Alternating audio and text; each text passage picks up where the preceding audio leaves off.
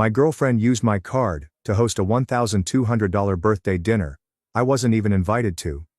I didn't yell, just watched it all fall apart. Irene, 29 female, and I, 32 male, had been dating for almost 2 years.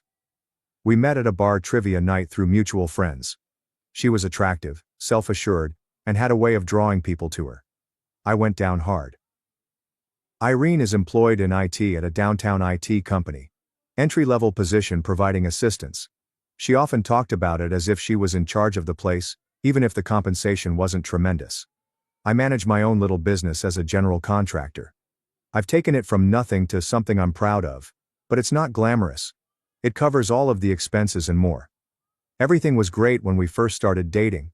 On weekends we would explore the city, try out new eateries, and see independent films at the small theater she adored. Looking back though, there were always subtle clues that something wasn't quite right. Little remarks about my attire, subtly humorous remarks about my truck, and the fact that she had never once introduced me to any of her co-workers in the previous 2 years.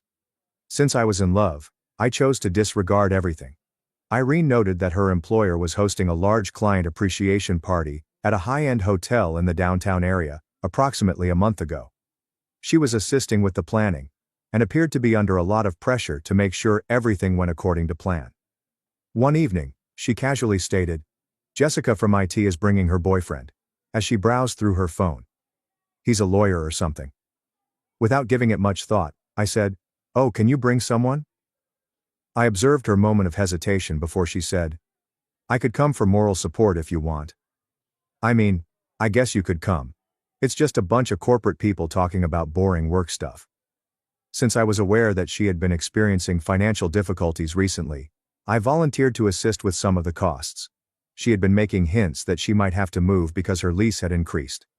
In the end, I paid for her new outfit, $450.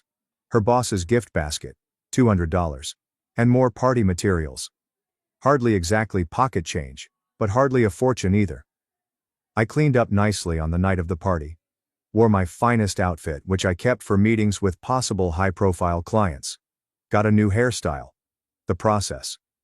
When I picked her up in my pickup, Irene asked if I remembered the present basket and hardly acknowledged my appearance. I could feel her getting tight next to me when we got to the hotel. She began to move a little ahead of me, putting some distance between us as we made our way through the foyer and into the ballroom. "Maybe you should wait in the bar," she said abruptly. "I need to check on some things first." I said, "I'll just come with you." Although she didn't argue, she appeared irritated and said, "Maybe I can help carry something." I was impressed when we walked into the ballroom. It all looked fantastic. Gourmet appetizers being served, an open bar, and mood lighting. Irene saw some coworkers right away and went over, with me following. A woman wearing a sleek black dress commented, "Irene, everything looks amazing." "Who's this?" A beat too long, there was this pause. Irene interrupted me as I reached out to introduce myself. "This is Alex, my driver for the evening." The words lingered in the atmosphere. Her colleague, who was obviously not convinced that I was a driver, looked perplexed and glanced at my suit. She cocked an eyebrow and said, "Your driver?" "Yeah," Irene said with an overly loud laugh.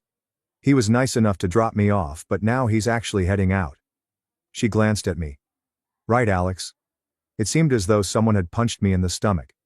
I was her driver after 2 years of dating.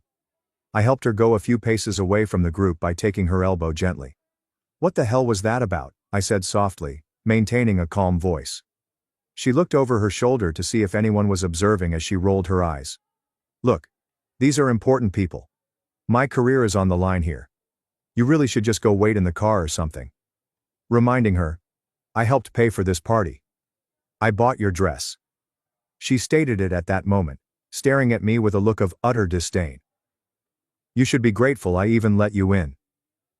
Everything became quite evident in that instant. All of those hints, all of those remarks, they weren't only oddities or bad days. This was her true identity. I didn't raise my voice or quarrel, simply gave a nod, replied, "You're right," and turned to leave. After getting my jacket from the coat check, I drove quietly home. Irene had left a dozen missed calls and texts on my phone by the time I arrived at my house. "Where are you?" Are you seriously leaving me stranded? Don't be so dramatic. You're embarrassing me. None of them got a response from me. I just opened a beer and switched off my phone. It was as if I had finally woken up from a long dream, and I felt oddly at ease. Irene arrived at my door early the following morning. She had been crying, as seen by the puffiness in her eyes.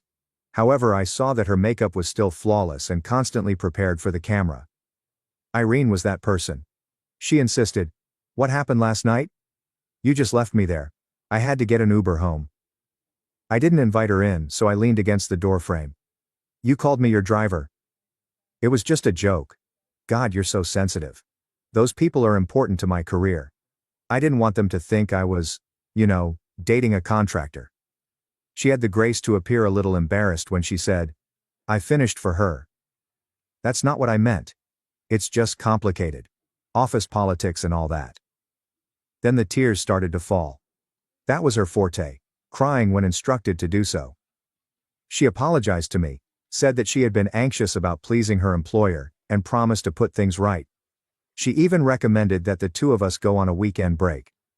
Her words, "I love you," touched my face. "You know that, right? Last night was a mistake. I was being stupid." I gave the impression that I believed her. Listened to her justifications and explanations, made her coffee, and invited her inside. She apparently thought we were fine, and left soon after. On the surface, things appeared to be back to normal a few days later. Irene was very loving, always sending me heart-shaped texts, and discussing our future. She phoned me a week or so after the party occurred, and she sounded quite excited. "Babe, guess what? My birthday's coming up in a couple of weeks, and I was thinking of hosting a dinner for some colleagues at that new fancy place, Antelli's." "That sounds nice," I responded in a neutral tone. "Yeah, but here's the thing. I'm a little short on cash this month after that party and everything." Knowing the answer, I asked, "You want me to help pay for it?" "Would you? It would mean so much to me. Just my work friends, A chance to network a bit." I saw that she had not extended an invitation to me. "How much are we talking about?" "Probably around $1,200 for the private dining room. They need a card on file." "I can put my card down for you," I replied. "Just let me know when you need it." She cried, "You're the best.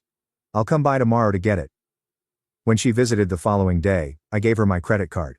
Unaware that it wasn't my typical card, she accepted it with a smile. I said nonchalantly, "So what time should I be there?" Her smile wavered a bit. "Oh, actually it's just going to be work people. Boring shop talk and all that. You wouldn't enjoy it." "Got it," I replied with a sympathetic nod. "No problem." She gave me a short kiss and murmured, "Thanks for understanding," before heading out. "You're the best." I reported the card I had given her as misplaced when I called my credit card company the day of her meal. They issued a fresh one right away, and canceled the old one. I then went to Antelli's wearing my finest suit, which was even nicer than the one I had worn to her work party. I chose to sit in the bar area, which was partially hidden by a decorative partition, but had a nice view of the private dining room, rather than entering through the main entrance. They got there at 7:30. Irene was surrounded by her co-workers and looked lovely in a new dress that I had never seen before. The partygoer who had seen her call me her driver was someone I knew. Additionally, there was a man I didn't recognize who kept touching Irene's little back. She didn't want to leave his touch. She appeared to be leaning into it, in fact.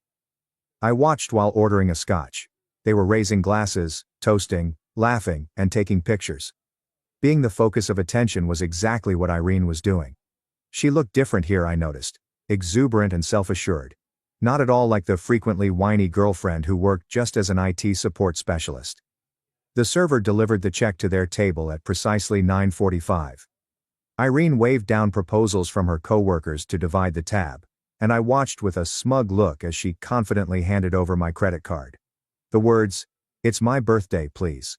This is my treat," came to me. With the card, the server departed. The minutes passed. Then I saw him come back, bending down to talk to Irene in a low voice. Her expression turned from bewilderment to fear. Presumably checking her banking app, she struggled with her phone. Then she began typing furiously, perhaps messaging me. In my pocket, my phone buzzed. Alex, something's wrong with your card. It's declining. Call me now. I didn't answer. There was another text. This is serious. I look like an idiot in front of everyone. The bill is over $1,200. I remained silent though. I simply sipped my scotch and observed the scene as it transpired. Irene was now clearly upset, and when she excused herself to her co-workers, her face reddened. I could imagine her experimenting with different wallet cards. Maxed out. She had just complained about her credit card debt last week, so I knew. 5 increasingly frantic texts later, I responded, "Look behind you." I saw her head shoot up in astonishment as she read the message. She then spun around and looked around the room before focusing on me at the bar. Her face was devoid of color. Pulling an envelope out of my jacket pocket, I proceeded quietly toward their private dining room after getting up and paying for my drink. When I walked in, there was an almost ludicrous hush. Irene's horrified eyes grew wide. The woman from the party, and a few others at the table appeared to recognize me. One of them questioned, "Isn't this your driver?" "Irene," I said with a charming smile at the table. "I'm, or was, her 2-year boyfriend." I took a few pictures of us together from the envelope, including ones from holidays, events and trips, and laid them out on the table. I also happened to be the guy who paid for her dress at your client party, the gift basket for her boss, and who called her driver for my troubles. There was a loud awkward silence. Suddenly, the man who had been caressing Irene's back moved away from her. The woman at the head of the table, her employer, had her eyes narrowed as she stared at the pictures. Irene, her face now scarlet, screamed, "Alex, can we talk about this outside?" "No need," I remarked amicably. "I just came to wish you a happy birthday and let you know that the card was cancelled. Reported lost yesterday." She threw up her attempt at poise and yelled, "You did what?" I straightened up and straightened my suit jacket. "Oh, and to answer your question from 2 weeks ago, no, I'm not grateful you let me in. But I am grateful for the clarity." I looked at the table. "Enjoy the rest of your evening, everyone. The check's all yours, Irene." She grabbed my arm and leaped to her feet. "You can't just leave, at least pay the bill." I glanced at her hand on my arm before turning my attention back to her face. I murmured softly, "Fuck off," and turned to leave. I could hear the mayhem breaking out behind me as I walked away. Irene shouting my name, confused muttering, and someone proposing that they divide the cost. I didn't turn around. The calls and texts continued unabated the following day. Irene took between pleading for my pardon and threatening to ruin my reputation. Her number was blocked by me. She made 2 appearances at my house. The door was not answered by me. From her pals' phones she left heartfelt voicemails. I didn't listen and erased them. In fact, one of her co-workers contacted me on LinkedIn a week later. After her manager found out that Irene had been lying about her function and responsibilities, claiming credit for projects she wasn't involved in, there apparently had been an HR inquiry at work. The man at the restaurant who had been groping her. After the dinner event, a senior developer she had been covertly seeing broke up with her right away. My door was knocked on 2 weeks after the disastrous birthday meal. When I opened it, I saw an elderly couple standing there, appearing uneasy. There was no mistaking the familiarity of Irene's parents. Saying, "Mr. and Mrs. Davis," I was truly taken aback. Only once, while they were in town, had I had the opportunity to meet them. Her father murmured, "Alex," with a distressed expression. "May we come in?" Curious as to why they had come to my door, I opened it for them. The uneasy atmosphere permeated the air as we sat in my living room. When she eventually said, "We wanted to apologize," her mother said. "For Irene's behavior. For everything." Her dad gave a nod. "She's been struggling since that night at the restaurant.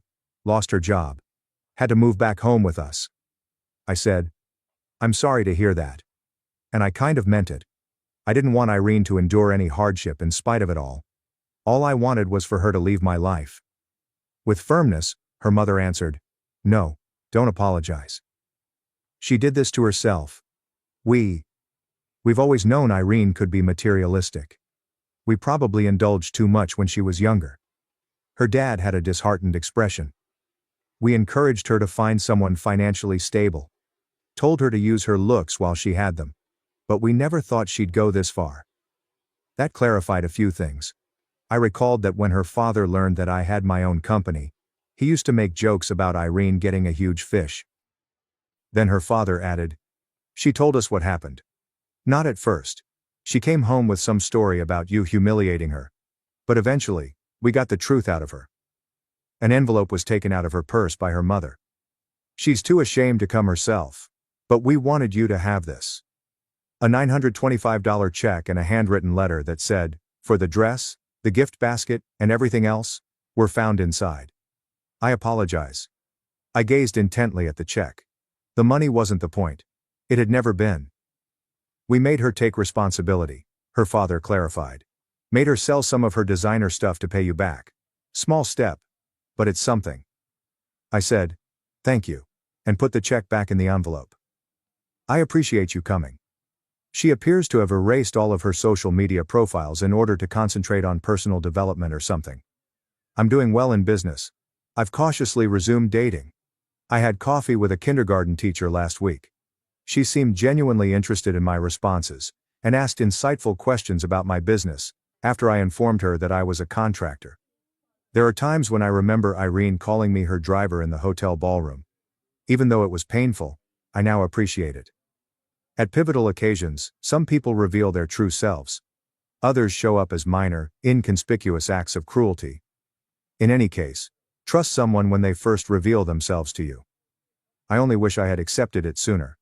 For those who are curious about the credit card situation, the answer is no. She was not able to be charged with fraud. I gave her the card in good faith, and I reported it as lost rather than stolen. In that instance, the bank simply cancels and reissues.